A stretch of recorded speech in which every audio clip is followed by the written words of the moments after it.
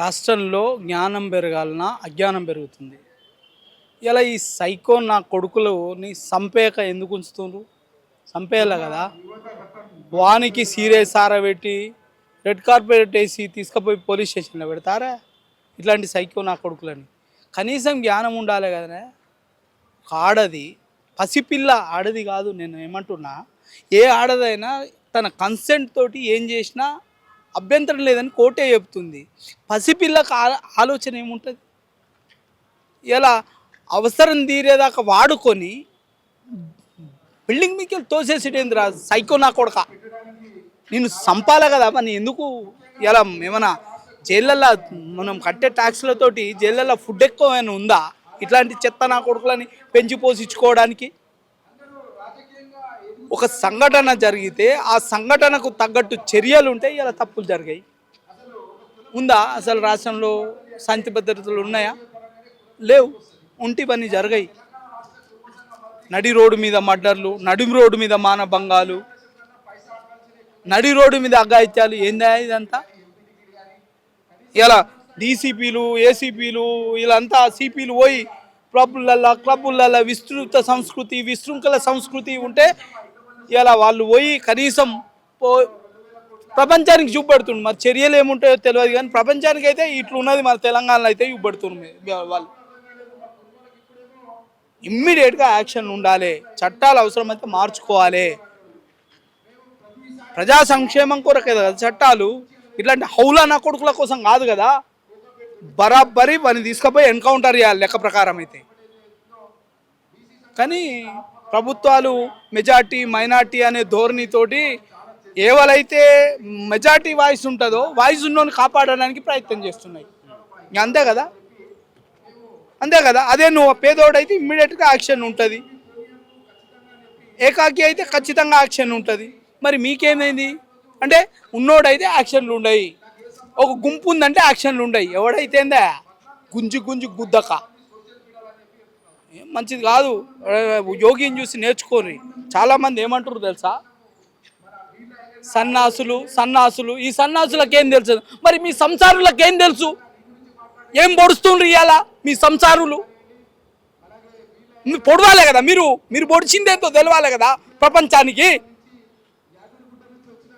ఉత్తరప్రదేశ్లో గుండాలని చంపుతుంటే మేము అప్రూవల్గా మారిపోతాం. తక్కాళ్ళు పట్టుకొని మమ్మల్ని మన్నించండి అని అడుగుతుండ్రు. అది కదా శాంతి భద్రతలు అంటే. కార్పెట్లు వేయరి, రెడ్ కార్పెట్లు, తర్వాత గ్రీన్ కార్పెట్లు వేసి మానభంగాలు చేయరి, మర్డర్లు చేయరి అని రాష్ట్రాన్ని అధోగతి చేయరి. ఎలా క్రైమ్ బ్యూరో ఇండెక్స్ మీల్లో కొట్టచ్చినట్టు కనిపిస్తుంది. ఇలా మహిళల మీద జరిగిన అగత్యాలు మనం 4వ 3వ స్టేజ్లో ఉన్నాం. మనం ఎవరికి కావాలా అభివృద్ధి? యాగభాగం చేసే పరిస్థితులకు, భద్రత లేని పరిస్థితులకు ఎవరికి కావాలి నీ అభివృద్ధి? ఏం చేసుకుంటావు? మీద పెట్టుకొని గిన పోతావా? మీరు ఉత్తరప్రదేశ్ ఎగ్జాంపుల్ చెప్తున్నారు. చట్టాన్ని అట్లా చేతిలోకి తీసుకోవట్లేదు. విచారణ జరగాలి కదా. ఈ దేశంలో మారుతున్న పరిస్థితులకు అనుగుణంగా మూస చట్టాలు ఉండొద్దు. కఠినమైన చట్టాలు, ఇంకా మన బిఎన్ఎస్ యాక్ట్ అనేది కొత్తగా వచ్చింది, ఇంకా కఠినంగా రావాల్సిన అవసరం ఉంది. కన్నుకు కన్ను, చెయ్యికి చెయ్యి అన్న ధోరణి రావాల్సిన అవసరం ఉంది. క్రైమ్ చేయాలంటే ఒక భయం పుట్టాలి. ఇలా ఒక భయం అనేది పుట్టాలి. ఆ భయం లేకనే ఇలా బజార్లో గుడ్లు పెడుతుంది. ఇలా నన్ను ఎవడు వీక్తాడు? ఏళ్ళ తరబడి కేసులలో పెండింగ్లో ఉంటాయి. ఆ కేసులు అయ్యే వరకు మేము చచ్చిపోతాం, లేదా కేసులని మేము నిర్దోషిగా ఎవిడెన్స్ అన్ని తారుమారు చేస్తాం. ఉన్న పోలీసు వ్యవస్థలో ఎవిడెన్స్ కలెక్ట్, ఒకరేమో కేసు ఫైల్ చేస్తారు, ఒకరు ఎవిడెన్స్ కలెక్ట్ చేస్తారు. ఒకదానికి పొంతన ఉండదు. కేసు డిస్పోజ్ ఆఫ్ అవుతుంది. ఆ పరిస్థితి దాపరించింది. ఇక్కడ చాలామంది దోషులు నిర్దోషులుగా బయటికి వెళ్తుండ్రు. ఎవిడెన్స్ అనేది కరెక్ట్ ప్రాపర్గా కలెక్ట్ చేయక ఇలా దోషులు నిర్దోషులు అవుతుండ్రు. ఆ పరిస్థితి దాపరించింది.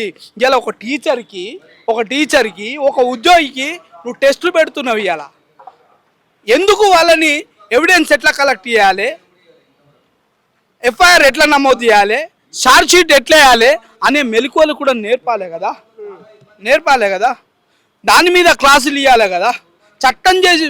చట్టం అంటే నేరం చేసినోడు చట్టం నుంచి తప్పించుకోలేడనే భావన కలిగిపియాలి కదా నువ్వు. అది కలిపియకుండా అంటారు కదా, నాకు బాధ అనిపిస్తుంది. అంత వీక్ ఉందా పోలీస్ వ్యవస్థ? ఎస్ 100% వీక్ ఉంది కాబట్టి ఇవన్నీ క్రైమ్స్ జరుగుతున్నాయి. క్రైమ్ అంటే భయం పుట్టాలి, భయం పుట్టాలి, అది కదా. ఇప్పుడు మొన్న అంటే ఆల్రెడీ ఇక్కడ గౌజ్ పాషా అనే వ్యక్తి ముందు దాదాపు ఆయన చాలా మర్డర్ కేసులు ఇతరులు చాలా కేసులు కూడా ఉన్నాయట. అప్పుడే అతన్ని రిమాండ్లోకి తీసుకుని ఉంటే అంతా జరిగేది అన్న. ఇప్పుడు ఈ అమ్మాయి ఇట్లా అగత్యం జరిగేది. అందుకే చెప్తున్నా నేను, ఇప్పుడు ముందే పోలీస్ యంత్రాంగం అనేది ముందే జాగ్రత్త పడి ఉంటే ఈరోజు ఈ పరిస్థితి రాకపోతుండే. తప్పు చేసినోడే నాలాంటి బెదిరిస్తుండు.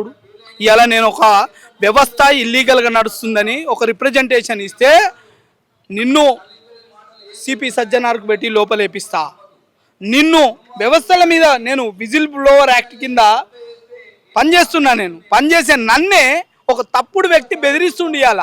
ఎందుకంటే అధికార బలం ఉంది, రాజకీయ బలం ఉంది, అన్ని అండదండలు ఉన్నాయి. అట్లాంటిది ఒక దుర్మార్గుడు, ఒక కీచకుడు, ఒక నియంతకుడు, ఒక దుష్టుడు, ఒక సైకో నా కొడుకు ఇట్లా చేస్తుంటే నువ్వు చూసినావు కాబట్టి, చేష్టలు ఉడికిపోయి చూసినావు కాబట్టి పరిస్థితి దాపరించింది. ఇవాళ నువ్వు వాళ్ళకు భద్రత ఇవ్వాల్సిన అవసరం ఈ ప్రభుత్వానికి లేదా? నిన్ను ఎందుకు ఎన్నుకున్నాం? మాకు రక్షణకు ఉంటావనే కదా, మమ్మల్ని ఎల్లవెల్లలా కాపాడుతావనే కదా. మరి ఇప్పుడు ఇలాంటి సంఘటనలు జరిగే క్రమం అనేది ఊహించలేము చాలా మంది. ఇప్పుడు మనుషుల్లో మార్పు రావాలా, చట్టాల్లో మార్పు రావాలా? మనుషుల్లో మార్పు రావాలి, చట్టాల్లో మార్పు రావాలి. చట్టాల్లో మార్పు వచ్చినప్పుడు మనుషుల్లో మార్పు వస్తుంది. నేను అడుగుతున్నా, ఇట్లాంటి రేపిస్ట్ నా కొడుకులని కింది అంగం కట్ చేయాలి. ఇట్లాంటి చట్టం వస్తే ఇంకోసారి రేపు చేయడు. చేస్తాడా? ఆలోచన వస్తుందా? మనం చూస్తే ఇలా చట్టం అంటే నాకు విషయ అవగాహన ఉంది కాబట్టి నేను తప్పుడు పని చేయడానికి 100 రకాలుగా ఆలోచిస్తా. చట్టం అంటే భయం లేనోనికి ఎందుకు ఆలోచిస్తాడు? అత్యాచారం చేసిన ఆయనకి ఎడ్యుకేషన్ లేదంటారా? చట్టాలపై అవగాహన లేదంటారా? చట్టాలపై అతిగా అవగాహన ఉన్నోళ్ళు క్రైమ్లు చేస్తుండ్రు, చట్టాలపై ఏమి అవగాహన లేని వాళ్ళు క్రైమ్ చేస్తుండ్రు. ఇది ఇది ఇది ఇది ఇది సత్యం. ఇది అతిగా అవగాహన ఉన్నోడు తప్పించుకోవడం ఎట్లనో తెలుసు కాబట్టి తప్పులు చేస్తుండు. అవగాహన లేనోడు నాకేమవుతుంది పోతే కదా అనే దురుద్దేశంతో చేస్తుండు. కానీ ఒక తప్పు జరిగితే ఆ తప్పుకు బలమైన కఠినమైన శిక్ష ఉంటుందని తెలిసినాడు ఖచ్చితంగా ఎవడైనా భయపడతాడు. చట్టం ఎవరికి చుట్టం కాదని అన్నాడు ఖచ్చితంగా భయపడతాడు.